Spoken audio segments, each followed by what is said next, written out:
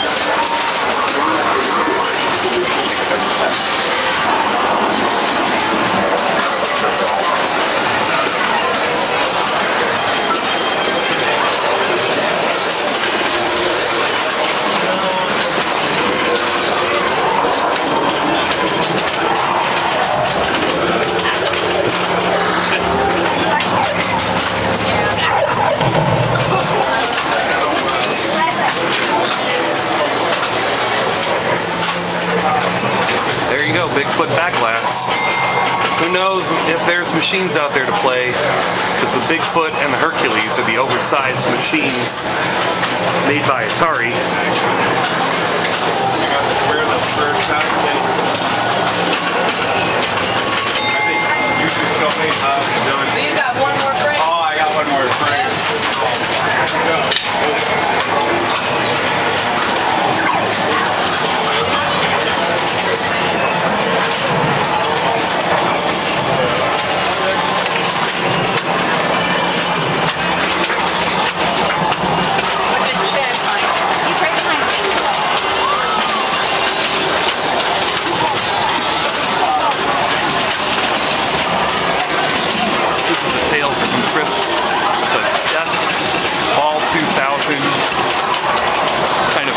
Prototype back glass.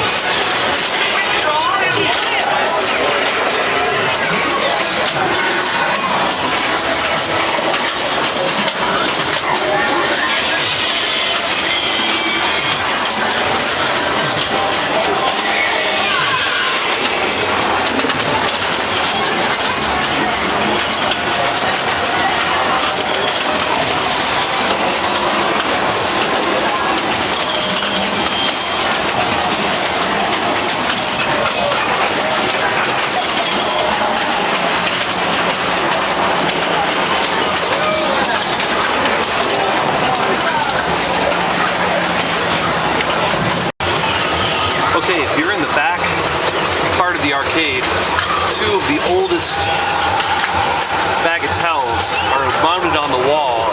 This is a parlor bagatelle, Godfather of Pinball, made by Montague Redgrave. 1871 on this game. 1871. And sitting right next to it, another one. 1876. Such an amazing piece of history here.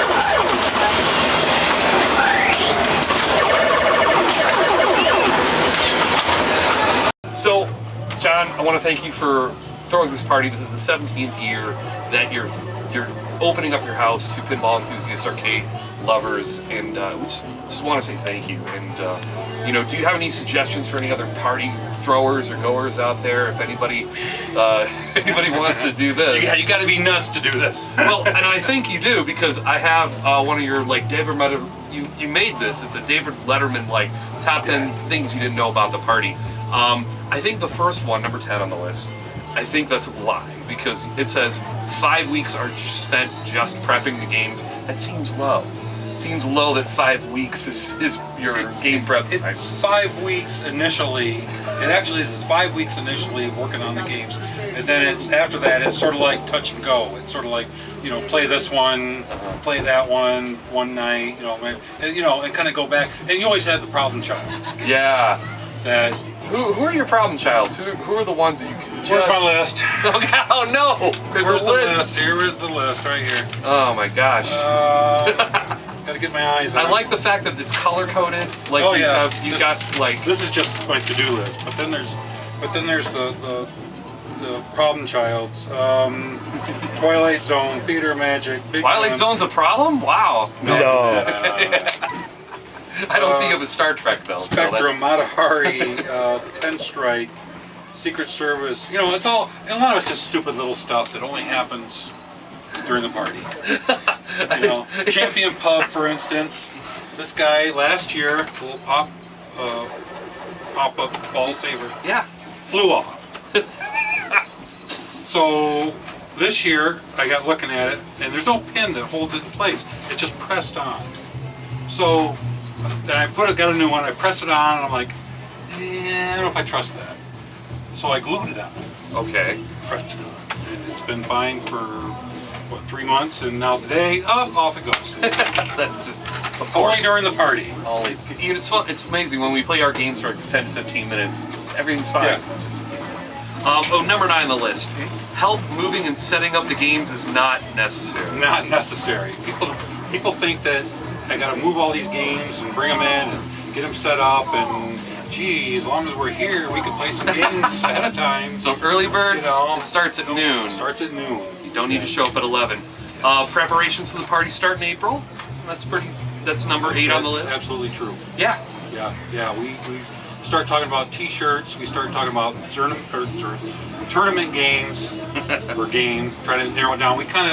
Pete and I kind of talk about maybe 5-6 games on the list, Yeah. and we kind of go back and forth with these emails, and we kind of dwindle it down to 2. And then it's sort of like, just pick one. Okay, we'll do this one. Maybe we'll do the other one next year.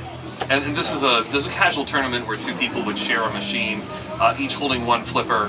This isn't pro points or anything like that, but it's very fun. It's one of the highlights of I think it's one of the highlights of the party. Oh, absolutely. Everybody can play of all because you get randomly picked. There's no skill level involved here. And we have some great prizes and stuff. You always pony up the great prizes. Yeah, we have trophies that we'll be showing later, and Awesome. T-shirts we're gonna give away. I got Ryan Clater's book that he just did.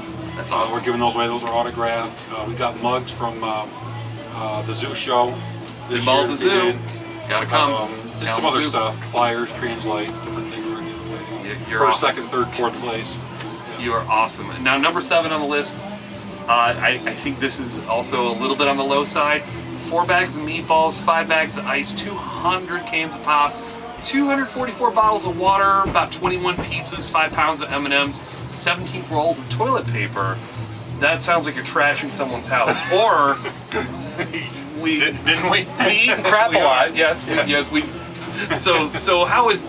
Yeah, you take RSVPs to make sure that you got enough and. Yeah, it really helps, to help plan for it, because, the one time we won't do the RSVPs, then we get like 100 people show up and we bought for 200. So you never know, but we have a pretty good idea, but you just never know, so it helps. And then, that's pretty close. That's awesome. That's pretty close. I think it's 614 rubber rings, 2,327 light bulbs. 822 steel balls. It's just That's amazing. You go to Toledo, number 6. You drive to Toledo, pick up the T-shirts. like to do it in person, make sure quality's good. Not only, I mean, and Juke Mode, they're great. I can't say enough about them. okay, I gotcha. think I left my jacket. Do you leave your jacket in here? Ron Kruzman, master of Cameo. Master of nothing. Ron Kruzman cameo. These Playfields are awesome. Come on. Thanks. Look at these. There's a little. I need to tell the story like the tour guide. The before and the after. That's more or less what it is. They're both NOSs, and nowadays the NOS pickings are getting thin, real thin. Yeah. And so what I did was I glued the inserts on the back because they're starting to get loose. The glue's made for 30 years. I put a coat of clear on, sanded it down to try and get it level, and that's where I'm at right now. Yeah. Because if I paint the black around the inserts, which is the first thing I do, if I have that line there, it shows. So you gotta get it level. Now you even this out too, don't you? Yes. Just the spacing left to right. The Adams family, you'll notice that it has a UPC sticker on it. I put those on reproductions just to make them look more legitimate, because NOSs have to have those. Now this is an NOS that didn't have it. This is NOS. Yes, and it wasn't dimpled either, or drilled. So the guy didn't really know if he got ripped off or not. And once I saw the T-nuts, I knew it was legit. It's pretty nice, but it needed a lot of work. So obviously they found out what was wrong early and set it aside, and it never went farther into the dimpling and all that, probably. Well, now with Adams Family, they made so many runs that sometimes there was a bunch of leftovers from the runs, and then they didn't know they were going to make another one, and something happened with them, I'm guessing. Because I've seen a lot of NOS Playfields, Adams Families that don't have any flaws. And the policy was they didn't sell Playfields as parts. They had a part number, but they didn't sell them as parts. Now, I after the last coat, I give it 3 weeks at least, and I block it with 6,000 up to 3,000, and that's how you can get an accurate reflection, and you don't have ball travel. Beautiful. To me, that's important. More important. Well, Definitely see the reflection of it. to me, longevity is the most important thing, but then looks. So form follows function. Well, that is absolutely gorgeous, Ron. You do awesome work. Thanks. For anybody that doesn't know, he does awesome work. Thank you. I really appreciate it. Darn straight, man. Darn straight. So you're donating these for the Zent prizes? That's awesome, man. I love you. Thanks. No, we'll donate that one. We'll give you that one. Thanks, Ron. All right. All right, I'm gonna go have a Ron cigarette. Kruzman, everybody. Woo. Yay! Yay! Woo. Knock it out. No. Oh, no. I'm off the screen. I had to move out of the way for the Adams. I moved and sat. Ah. All right, so there's number 5, never enough sausage dip. Never enough sausage dip. We'll go through it. She makes 4 double batches, whatever that means, of sausage dip. And I don't know how much sausage that is, but it's, I think, 16 of those block things of the cream cheese. Yes, that sounds amazing. I should probably go and fulfill number 5 right there. But number 4, you're up at 4:30 in the morning of the party. Which is nothing unusual. I mean, it's every day. Okay. But, yeah, we still have things to do because it always comes down to the last minute.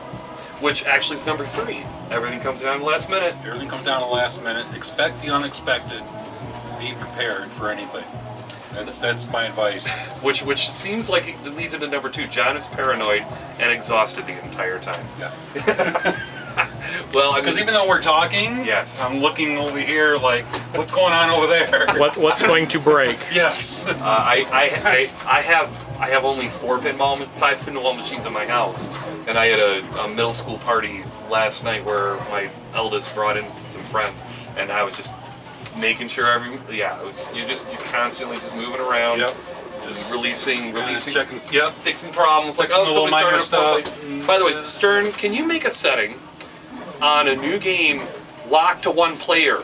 Like, because the number of times people start 4-player games, it's just kind of annoying, and then they got like 12 balls. to Didn't run through Williams the do game. that? It would be nice if they did lock one player. When their later games, didn't they do that? That'd be awesome. That'd be awesome. Jersey Jack, spooky. I can't remember. That's just mine. Number one thing. Yes. You did know about running the party that there's more to it than just turning on the games. There's more than just turning on the games. Yeah. There's a list that never ends. You're also talking to people. You're a welcoming host. You're keeping things moving, and we just really appreciate it. I know at times during the year you kind of feel like, okay, it's the last one, but then you just Yeah, dig in. we did 15, the 15th one, and I thought that would be it. Yeah. We were really on the fence going into 16. And it was kind of like, I got to the point where it was like do or die. We can't wait any longer. We got to make a decision here, what we're doing. So we extended our contract another 5 more years. Nice. We'll be talking around number 20. And We'll see how hit we're 20 doing. and we'll see. We all thank you for that, John. Very much. No problem. And thanks for watching this video. Thanks again for opening your house and letting us take some time. Thank you.